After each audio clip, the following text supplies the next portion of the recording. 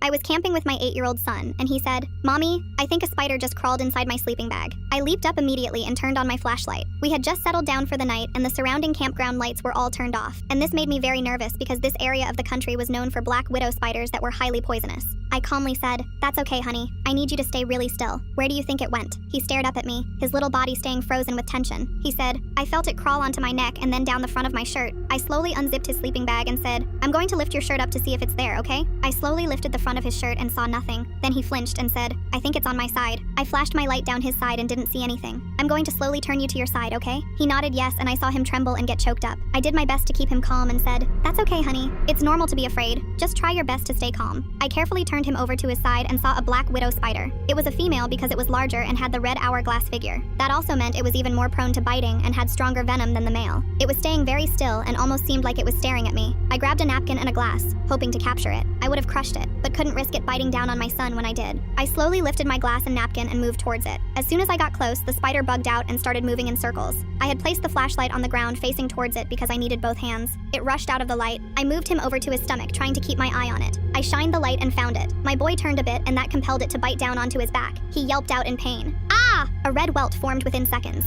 I figured I might as well try and smash it now. I saw it and swung. I missed twice, then felt something brush over my hand, then crawl up my arm, and then a sharp bite went into the middle of my forearm. I flashed some more light, desperately trying to find it. I knew now that it wouldn't take long before the venom would spread inside both of us, and the symptoms are severe, and even more severe in an 8-year-old boy. I heard and felt more crawling, shined the light by the entrance to our tent, and saw a hole had been cut out on the side, and there were at least 10 black widow spiders crawling everywhere. I immediately thought, someone cut out a hole and did this to us on purpose. "Okay, honey, we need to leave right now. Just leave your stuff and we'll come back for it." I slipped on my boots and started stomping wherever I saw a spider. Then I started feeling the cramping, sweating, nausea, and my chest felt really tight. We ran out of the tent, hopped in my car, and sped to the nearest hospital. The drive there was rough. My son threw up several times and I did my best not to. He was wheezing and said he couldn't breathe. I told him to hang on just a few more minutes, then he passed out. I called out his name several times and pulled into the emergency room pickup area. I got out and called for help, and 2 medics rushed out and put both of us in the ICU. They knew exactly what we were dealing with. They gave both of us the anti-venom, but my son's symptoms were severe. The doctor also told me that he had been bit in 7 other spots all over his back and arms.